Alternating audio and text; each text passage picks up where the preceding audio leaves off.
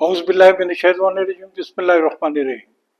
Khawar Naeem Hashmi official YouTube channel पर आपकी खिदमत में आदाब बजा लाता हूँ। नाजरीन, आपने हमारे पहले प्रोग्राम में Pakistani निज़ाद American scholar doctor Zulfikar Kazmi साहब की गुफ्तगू सुनी और उसी गुफ्तगू को हम मज़ीद आगे बढ़ाते हैं। डॉक्टर साहब आज फिर हमारे साथ मौजूद हैं। तो अस्सलाम वालेकुम डॉक्टर साहब। वालेकुम सलाम जनाब खान। सर, आपका बहुत शुक्रिया, आपने बहुत सैर असल गुफ्तगू की और हम चाहेंगे कि मज़ीद हम आपकी बातें, आपकी यादें, आपकी खिदमत अमेरिका में बैठकर पाकिस्तान के लिए आपकी जो मोहब्बतें हैं वो लोगों में तकसीम करें। आपका यहाँ आने का बहुत बहुत शुक्रिया। डॉक्टर साहब, आप पाकिस्तान की तरफ आते हैं। 35 साल पहले जब आप अमेरिका गए, शिफ्ट हुए, आप साल में 4 चक्कर भी पाकिस्तान के लगाते रहे। अब 1-2 दफा जरूर आते हैं अब भी। तो 35 साल पहले का पाकिस्तान और आज का पाकिस्तान, इसका मुआवजा कैसे करेंगे? देखिए, मेरे ख्याल में वो अमल जिसके लिए आपने पाकिस्तान को देखा था वो एक सौबतों का सफ़र था, मुश्किलात का। कोई सोच सकता है, मैं यहाँ पे बल्कि जो देखने वाले उनसे, कि कोई सिविल सोसाइटी ये सोच सकती है कि आप एक क्रेडिबल जर्नलिस्ट को टिकटिकी के साथ बात करते तो उसको कोड़े लगा दें? ये वो ज़माना था। उसमें हमने सिर्फ देखने वालों में शामिल थे, मुशाहदा करने वालों में शामिल थे, लेकिन आप तो भुगतने वाले। एक तो पाकिस्तान वो था, उससे पहले एक पाकिस्तान बनने की कोशिश की थी, एक डेमोक्रेटिक पाकिस्तान। अगर जो जुल्फ़िकार अली भुट्टो से इख्तलाफात बहुत तरह से हो सकते हैं, he was a civil martial administrator, लेकिन वो शायद मजबूरी थी, वो मजबूरी हो सकती है। मजबूरियों को देख लेना चाहिए, माफ भी कर देना चाहिए, लेकिन कुर्बानी बहुत बड़ी, उस कुर्बानी ने वो तमाम चीजों को लोगों से रफा कर दिया और पाकिस्तान को जो कुछ दे दिया। एक पाकिस्तान तो वो जिसको बेस दस्तूर रहा, फिर दस्तूर मिल गया, जुल्फ़िकार अली भुट्टो ने। पाकिस्तान की शनाख्त नहीं थी, 2 लख्त हो गया, सारी चीजें होगी। वो उसमें क्या है, कॉन्स्पिरेसी किसकी है, ये भी एक बहुत बड़ी एक चीज है, लेकिन उस पर हम नहीं। आपने सिर्फ पाकिस्तान का फरमाया कि वो पाकिस्तान वो जो एक तो यानी 71 के से पहले का पाकिस्तान जो है, मुसलसल एक आमरियत, और उसमें हुकूमतें ऐसे तब्दील होती थी जैसे वो इंडियन की आदत कहा करती, जैसे हम पाजामे। तो ये हमारी हैसियत थी, लेकिन उसमें भी एक शख्सियत उभरी थी। अगर वो उभरी रहती तो पाकिस्तान सरबुलंद हो जाता। पाकिस्तान की बात वो थी मोहतरमा फातिमा जिन्ना। एक औरत उस वक्त जिस वक्त कोई बिंदरा नायके नहीं थी, कोई गोल्डा मेयर नहीं थी, कोई ये मार्गरेट थैचर नहीं थी, उस औरत ने उस वक्त जो है अपने आप को एक डिक्टेटर के सामने खड़े होकर कहा कि नहीं, you can not do this. मोहतरमा फातिमा जिन्ना।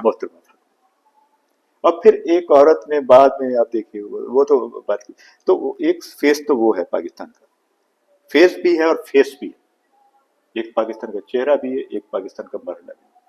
फिर आप उससे निकाल के आगे ले आए, जब आप जैसे जर्नलिस्ट आ गए, आपने उन तमाम चीज़ों के, नहीं हमने सब कुछ करना है, लेकिन मेरे ख्याल में आप मुख्तलिफ हवालों से आए, इतना बड़े मुशाहदे के साथ अपने अखबारात को ज्वाइन किया जो किसी का नहीं हो सकता। ये मैं इसका इसलिए कह रहा हूँ कि खुशकिस्मती है कि मैं उनसे बात कर रहा हूँ जिनका मैं गर्विदा भी हूँ, जिनसे मेरा एक ताल्लुक भी है, जिनसे एक रिश्ता है, दोस्ती का, मोहब्बत का और एक अकीदतमंदी का। तो ये एक फेस था, वो कितना उजला फेस था। उसके बाद जो है पाकिस्तान डेमोक्रेसी की तरफ आया, जुल्फ़िकार अली भुट्टो, सारी तारीख। वो दौर था कि जिसमें लोगों ने उसका सिर्फ एक कमाल जो है, अगर उसको फोकस कर लिया जाए, कि उसने शऊर लोगों को दिया। और अमेरिका जैसे मुल्क में जब वो गए थे, वजीर खारजा की हैसियत से एक मरतबा जब गए, تو اس پہ جو ایک رد عمل تھا وہاں کی قیادت کا، وہ اب تک ایک خوبصورت قصہ بھی موجود ہے ساری چیزوں میں. اور پھر وہ ایک وزیر اعظم کی حیثیت سے بھی گئے، انہوں نے ساری چیزیں کی. تو وہ چہرہ دیکھا ایک ڈیموکریسی کا، ساری چیزوں کا. اس کے بعد کا پاکستان پھر ایک نیا مرحلہ کہ جس میں اس میں پاکستان کی معیشت خراب ہوئی، لوگوں کے معاملات خراب ہوئے، ڈیموکریسی کو جس طریقے سے ساری چیزیں، اور ذوالفقار بھٹو کو، اور آپ نے اس کے بعد کا زمانہ جو ہے، میں اس لیے آپ سے کہہ رہا ہوں کہ آپ ایک تاریخ ہے، ایک حوالہ ہے، حوالے کو نظر انداز نہیں کیا جا سکتا. میں آپ کی بات نہیں کر رہا، آپ کے ساتھ جڑا ہوا حوالہ جو ہے اس کا ذکر کر رہا ہوں، وہ اتنا معتبر ہے. تو اس میں جو ہے وہ آپ نے کیا ایسا ہو سکتا تھا؟ بربادی کسی قوم کی معاشی بربادی کو بہت بڑی بربادی کہا جاتا ہے. کسی قوم کی یہ کہہ لیں کہ اور طرح کی بربادیوں کا آپ ذکر کر سکتے ہیں، لیکن سب سے بڑی بربادی جو ہوتی ہے وہ اس کی اخلاقی بربادی ہے. اخلاق کا تعلق یہ ہے کہ وہ لوگ جو قوم کو ریز کرتے ہیں، جو قوم کو اس کے معاملات کو سنبھالتے ہیں، اگر ان کو آپ ٹک ٹکی پہ چڑھا دیں گے، خواہ آپ ہوں یا کوئی اور ہو، آپ کے 3 صحافی، لیکن آپ کی تاریخ جو ہے کہ آپ کو تو جس طریقے سے کیا وہ سب کو پتہ ہے، سب کو پتہ ہے، لیکن نوجوان نسل کو پتہ ہونا چاہیے. تو پاکستان کی ثقافتی بربادی جو ہے اس کا ذمہ دار کون ہے؟ 71 ثقافت آج 71 کی بات کر رہے ہیں اس میں آج ہم جہاں کھڑے ہیں آج ثقافتی دیکھیں وہ تمام پاکستان مراحل جو ہے وہ اس پہ میرے خیال میں چونکہ لوگوں کا ایک اپنا خیال بھی ہے، ساری چیزیں، اور اس میں پولیٹیکل معاملات بھی ایمرج ہوتے ہوئے نظر آتے ہیں، ایک نیا منظر جو ہے نا اس میں کئی ایسے لوگ آئے جن کا سیاست سے کبھی کوئی تعلق نہیں تھا، بعد میں وہ ثقافت کی بات کر رہے ہیں، ثقافت، پاکستان کی کلچر. ثقافت. اس کے بارے میں نے ایک ڈیفینیشن نہیں بلکہ کسی کا ایک مقولہ سنا. وہ کہتے ہیں کہ someone could change his religion in a minute. آپ کی آئیڈیالوجی آپ نہیں مانتے، آپ کوئی بھی مذہب اختیار کر سکتے ہیں، 1 منٹ میں تبدیل ہو سکتے ہیں. یعنی معاذ اللہ آپ مسلمان سے کافر ہو سکتے ہیں، کافر سے مسلمان، یہ مذہب. لیکن no one can change his culture in the centuries. یعنی کلچر کی طاقت اتنی مضبوط. میں نے ڈاکٹر جمیل جالبی کو پڑھا جو پاکستانی کلچر کے نام سے ایک ہی کتاب.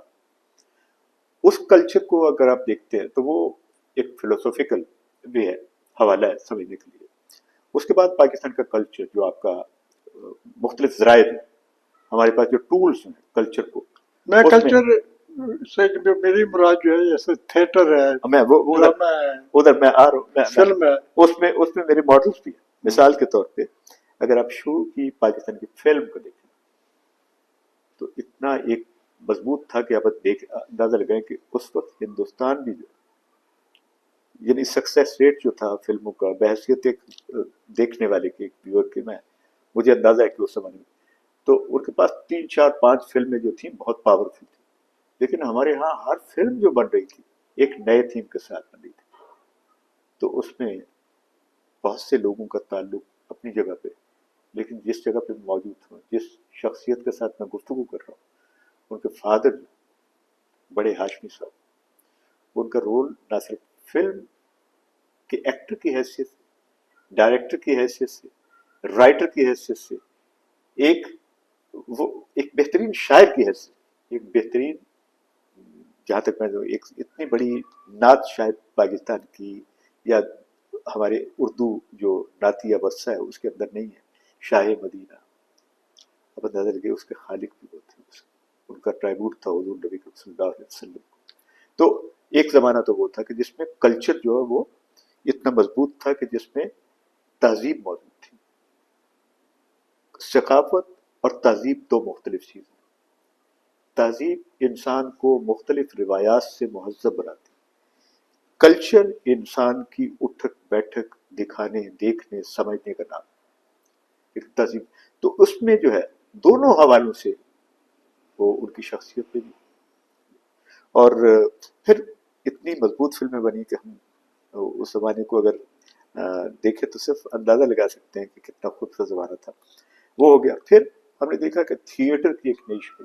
ایک تھیٹر وہ تھا کہ جس میں بہت بڑے بڑے رفیع پیر کا تھیٹر، اور پھر اور بہت سے Yeah. نام سے وہ ہے. اور اس میں کئی ایسے کنٹریبیوٹرس ہیں جن کا نام اگر نہ لیا جائے تو وہ اپنے حادثے کی بنیاد پہ میں کہہ رہا ہوں کہ بعض اوقات ذہن سے اوچل ہو جاتے ہیں، لیکن بہت معتبر حوالے تھے جنہوں نے تھیٹر سے لکھا. لیکن پھر وہ تھیٹر سفر کر کے اس طرف آ گیا جو بات چھوٹی بات وہ اس کی وجہ سے اسٹیج بھی برباد ہوا. ہماری فلم انڈسٹری مجرا بن گیا. فلم انڈسٹری آپ کی کئی کہانیاں ہیں اس شخصیات پہ، اس زمانے پہ، اس عہد پہ. اگر ان کو پڑھ لیا جائے، میں تو آپ کا ریگولر دیکھنے والا بھی ہوں، قاری بھی ہوں، تو اس پہ اگر دیکھ لیا جائے تو پاکستان کی اس کلچر کی بربادی سمجھ آتی ہے. پھر نوحہ لکھنے کہنے کی بجائے اپنے آپ پہ آدمی کو ترس آتا ہے کہ یہ کیا کس طرح سے. تو ایک تو یہ ہے. اب یعنی ان تمام ایک کلچر جو ہے وہ بھی ایک ادبی کلچر، اس میں بھی ہم نے کچھ ناموں کو ہی سامنے لٹریچر. ہاں بالکل لٹریچر کا آج کوئی شاعر کا نام بتائیں، آج کل کوئی زندہ کوئی ادیب کا نام بتائیں آپ کو اگر پتا ہو کہ آج کل کے زمانے میں. ہاں میں نے دیکھا ہے کہ کچھ لوگ اچھی شاعری کرے. اب نام لیں گے نا تو چونکہ کچھ ذاتی بھی تعلق ہے، اور کچھ ایسے بھی ہوں گے جو فوری طور پہ دوسرے دن جو ہے نا آپ کی اس پوڈ کاسٹ پہ لکھیں گے یہ کاظمی بھائی نے تو بہت غلط کہا، زیادتی کی. حالانکہ وہ یہ نہیں سمجھتے کہ یہ ڈفرینس آف اوپینین ہو سکتا ہے، لیکن وہ مخالفت میں. مثال کے طور پہ اگر میں اسلام آباد کے کسی شخص کا نام لوں، وہ بندہ تو بہت ہی دوسرا بندہ لاہور سے جاگ پڑے گا اس کی مخالفت میں. آپ میری بات تو اس لیے نام نہیں میں لیتا. لیکن اگر آپ پہلے کے شعراء کو دیکھیں آپ تو اس میں یقیناً فیض صاحب کا تو فوری طور پہ پاکستان میں بڑی بات ہے نا. وہ تو آپ تاریخی حوالے سے ان کو سیاسی معاشرتی یا ایک انقلابی حوالے سے آپ دیکھ سکتے ہیں. جوش صاحب کا آپ دیکھیے اب ساری چیزیں یہ پاکستان کی اگرچہ انڈیا سے انہوں نے جوش صاحب آئے، کاسمی صاحب، منیر نیازی صاحب، بہت منیر نیازی صاحب از مائی فیوریٹ. جتنا بڑا کنٹریبیوٹر تھا وہ. فراز صاحب ہیں اچھی شاعری کی، ناصر کاظمی، ایسے لوگ ہیں جن کو آدمی کہتا ہے کہ ہمارے ہاں ڈکلائن صرف اسی میں سیاست میں نہیں ہوا، ڈکلائن ادب میں بھی ہوا ہے. ادب میں کلچر کے حوالے سے بات کر رہا تھا، ادب کلچر میں ہی آ جائے. کلچر کو یہ میرے خیال میں اس سے بیسٹ ٹائم، کیونکہ پاکستان کے بارے میں کچھ نام جا رہا ہے نا باہر مختلف حوالوں سے، اس کو اگر یہ بھی جوڑے کہ ہمارا کلچر یہ ہے کہ we give reception to the people, we are hospitable, we like to ease people sit down, گفتگو کریں. یہ بھی تو ساری چیزیں ہمارے کلچر کا حصہ ہے. اس میں یہ ٹرائبلٹیز کو ختم کریں. آپ کے نیبر میں اگر آپ کے مسائل ہیں تو اس کو پولیٹیکل طریقے سے سمجھنے کی کوشش کریں. جنگوں سے کوئی نتیجہ نہیں نکلتا. اس جنگ سے بھی آپ دیکھیے کیا ہوا ہے، بالآخر بیٹھے اور اس کا نتیجہ نکالنے کی کوشش کریں. ہر جنگ کے بعد ہاشمی صاحب ایک دستاویز لکھی جاتی ہے، صلح کی دستاویز. ہر جنگ ختم ہوتی ہے کہ ہم نے صلح کرنی، تو کیوں نہ پہلے سے کر لی جائے. مجھے پتا ہے کہ جب وہ اس پہ تہذیبی حوالے سے آیا کہ صدر ڈونلڈ ٹرمپ نے کہا کہ ہم ایران کی تہذیب کو، تو میں نے کہا کہ یہ تہذیبوں کے ساتھ بد تہذیبی ہے. یہ کہنے کا حق ہے. بد تہذیبی سے مراد یہ نہیں کہ میں اس کو کوئی برا بھلا کہہ رہا ہوں، بلکہ تہذیب کو نہ سمجھنے کی بات ہے. تہذیبیں زندہ رہنی چاہیے. انسان کو اگر زندہ رکھنا ہے تہذیب کو زندہ رکھیں، ثقافت کو زندہ رکھیں، اپنے سینماؤں کو آباد کریں، اپنے آرٹسٹ جو ہے ان کی قدر کریں، اپنے شعراء کے اشعار ایک دوسرے کے ساتھ.